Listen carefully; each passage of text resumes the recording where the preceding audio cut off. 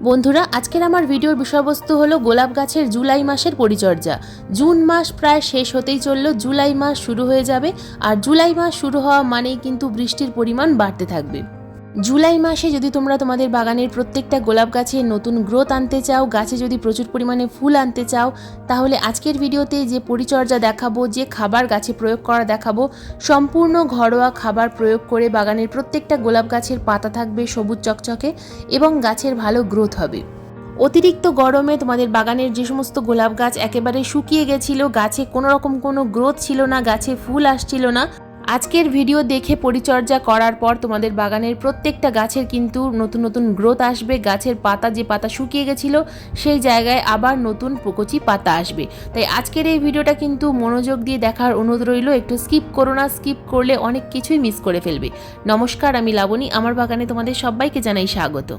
বন্ধুরা, গোলাপ আমাদের বাগানের একটি পার্মানেন্ট ফুলের গাছ, কিন্তু পার্মানেন্ট হওয়া সত্ত্বেও গ্রীষ্মকালে এই গাছ ডরমেন্সিতে চলে যায়, আবার শীতকাল আসার সাথে সাথে গাছের নতুন গ্রোথ শুরু হয় এবং প্রচুর পরিমাণে ফুল আসে। কিন্তু শীতকালে প্রচুর পরিমাণে ফুল আনার জন্য, গাছের ভালো গ্রোথের জন্য এই বর্ষা শুরুর আগেই আমাদের গাছের পরিচর্যা শুরু করতে হবে। কয়েকটা টিপস ফলো করতে হবে। যদি তোমরা জুন মাসের শেষে এই টিপসগুলো ফলো করতে না পারো, তাহলে বৃষ্টি শুরু হওয়ার আগে কিন্তু অবশ্যই এই কাজগুলো করে ফেলবে। তবেই কিন্তু তোমরা তোমাদের বাগানের প্রত্যেকটা গাছকে বর্ষাকালে বাঁচিয়ে রাখতে পারবে এবং শীতকালে প্রচুর পরিমাণে ফুলও ফোটাতে পারবে। জুলাই মাসে গোলাপ গাছকে অ্যাক্টিভ করার জন্য গাছে কয়েকটা কাজ করতে হবে। তো প্রথম যে কাজটা আমরা করব, অর্থাৎ টিপস নাম্বার 1, বাগানের প্রত্যেকটা গাছের যে সমস্ত শুকিয়ে যাওয়া ফুল ছিল, প্রত্যেকটা শুকিয়ে যাওয়া ফুলকে কিন্তু আমাদের কেটে দিতে হবে। গাছের এই সময় একেবারেই হার্ড প্রুনিং করা যাবে না। হার্ড প্রুনিং করার সময় হলো অক্টোবর মাস। অক্টোবর নভেম্বর মাসে আমরা আমাদের বাগানের যে কোনো গোলাপ গাছের হার্ড প্রুনিং করতে পারি। এই সময় শুধুমাত্র শুকিয়ে যাওয়া ফুলগুলোকে কাটবো। তাছাড়া গরমে যদি বাগানের গোলাপ গাছগুলোর কোনো রকম কোনো ব্রাঞ্চ শুকিয়ে গিয়ে থাকে, অর্থাৎ কোনো যদি ডাইব্যাক ডাল থাকে, সেই ডাইব্যাক ডালগুলো আমাদের ভালোভাবে লক্ষ্য করে কেটে ফেলতে হবে। গাছের মধ্যে যেন কোনো রকম কোনো ডাইব্যাক ডাল না থাকে। শুকিয়ে যাওয়া ডাল যদি গাছের মধ্যে থাকে, তাহলে এই বর্ষায় কিন্তু সম্পূর্ণ গাছটা শুকিয়ে যেতে পারে। তাই শুকিয়ে যাওয়া ডালগুলোকে কেটে ফেলতে হবে এবং শুকিয়ে যাওয়া ফুলগুলোকে কাটারের সাহায্যে কেটে দিতে হবে অথবা কাঁচির সাহায্যে কেটে দিতে হবে। তো এই কাজগুলো যদি আমরা ঠিকঠাক মতো করতে পারি, তাহলে বাগানের প্রত্যেকটা গাছ কিন্তু আবার অ্যাক্টিভ হবে এবং গাছের নতুন গ্রোথ আমরা দেখতে পাবো। শুকিয়ে যাওয়া ফুল এবং শুকিয়ে যাওয়া ডাল কেটে ফেলার পর যে কোনো ভালো মানের ফাঙ্গিসাইড 10 দিন অন্তর অন্তর গাছের পাতায় স্প্রে করতে হবে এবং যে সমস্ত ডাল আমরা কাটলাম ঠিক সেই জায়গায় ফাঙ্গিসাইড অথবা হলুদ গুঁড়োর প্রলেপ অবশ্যই লাগাতে হবে। অর্থাৎ এখান থেকে যেন কোনো রকমভাবে ফাঙ্গাস সম্পূর্ণ গাছে ছড়িয়ে না পড়ে। এখান থেকেই কিন্তু ফাঙ্গাস ছড়িয়ে পড়ে এবং সম্পূর্ণ গাছ শুকিয়ে যায়। এরপর যে কাজটা আমাদের করতে হবে, অর্থাৎ টিপস নাম্বার 2, গাছের মধ্যে যদি শুকিয়ে যাওয়া পাতা বা পুড়ে যাওয়া পাতা, ফাঙ্গাস লাগা পাতা এরকম থেকে যায়, তাহলে সেগুলো আমাদেরকে পরিষ্কার করতে হবে। সম্পূর্ণ গাছটাকে পরিষ্কার রাখতে হবে। কোনো রকমভাবে গাছের মধ্যে যেন কোনো ফাঙ্গাস পাতা বা পচা পাতা থেকে না যায়। টিপস নাম্বার 3, বন্ধুরা, এতদিন অতিরিক্ত গরমের জন্য আমরা আমাদের বাগানের প্রত্যেকটা গোলাপ গাছকে গ্রিন নেটের ছায়ায় রেখেছিলাম, কিন্তু বৃষ্টির সময় আর আমাদের বাগানের কোনো গোলাপ গাছকে গ্রিন নেটের ছায়ায় বা বড় গাছের ছায়ায় রাখা যাবে না। টিপস নাম্বার 4, টবের মাটিতে যদি কোনো রকম কোনো আগাছা থেকে থাকে, সেই আগাছাগুলোকে পরিষ্কার করতে হবে। একটা আগাছা যদি থেকে যায়, তাহলে কিন্তু বর্ষায় আগাছার পরিমাণ বাড়তে থাকবে এবং ধীরে ধীরে সম্পূর্ণ টব আগাছায় ভরে যাবে। গাছের মধ্যে আমরা যে খাবার প্রয়োগ করব, সেই খাবার তো গাছ গ্রহণ করতে পারবে না। আগাছা ধীরে ধীরে এতটাই বেড়ে যাবে, পরে কিন্তু আমরা আগাছা যখন তুলতে যাব, আগাছার সঙ্গে অনেক মাটি উঠে আসবে। তো আগাছা আমাদেরকে অবশ্যই পরিষ্কার করে ফেলতে হবে। এরপর টিপস নাম্বার 5, আমাদের টবের মাটিতে যে সমস্ত শুকিয়ে যাওয়া পাতা বা পচা পাতা থাকবে, সেগুলোকে তুলে ফেলতে হবে। টবের মাটি প্রতি 15 দিন অন্তর অন্তর নিড়ানি দিয়ে ভালোভাবে খুশে দিতে হবে। যে কোনো কিছুর সাহায্যে প্রতি 15 দিন অন্তর অন্তর টবের মাটি খুশে দিতে হবে। কোনো রকম কোনো ভয় পাবে না। উপরের দিকে সামান্য মাটি যদি একটু খুশে দাও, গাছের কিন্তু গ্রোথ ভালো হয়।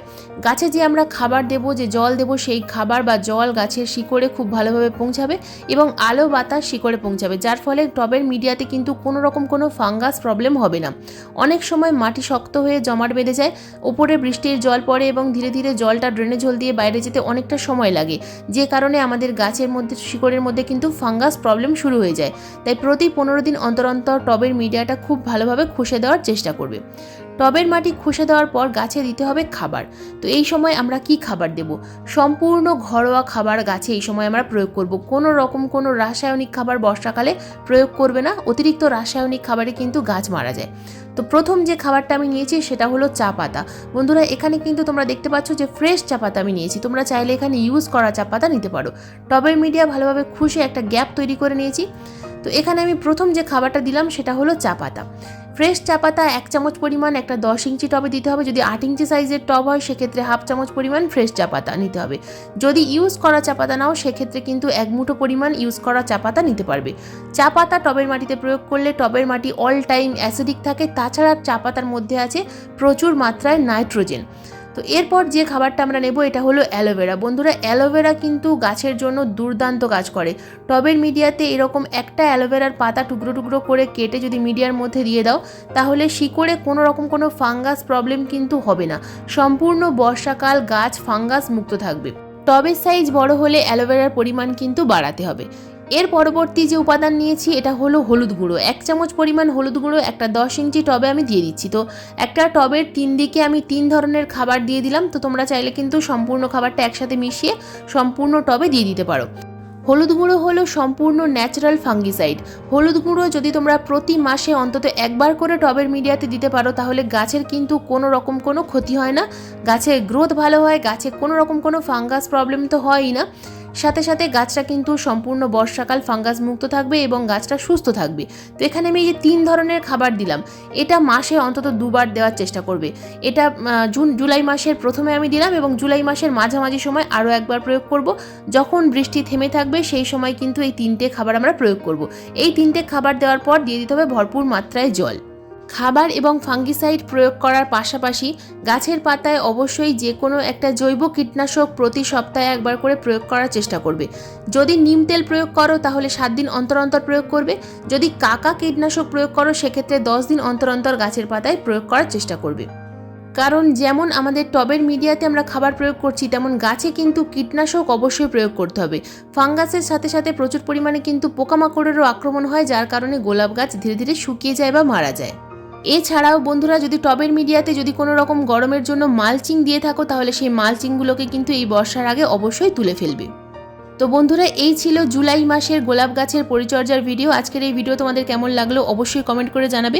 যদি কোনো রকম কোনো প্রশ্ন থাকে ভিডিও সংক্রান্ত তাহলে অবশ্যই কমেন্ট বক্সে কমেন্ট করবে, আমি যথাযথ উত্তর দেওয়ার চেষ্টা করব। আজকের এই ভিডিওটা যদি তোমাদের ভালো লেগে থাকে তো প্লিজ একটা লাইক করো, শেয়ার করো, হাইপ করো। চ্যানেলে নতুন বন্ধু হয়ে থাকলে চ্যানেলটিকে সাবস্ক্রাইব করে পাশের বেল আইকনটা প্রেস করে দিও এরকম নিত্য নতুন বাগান সংক্রান্ত ভিডিও দেখার জন্য।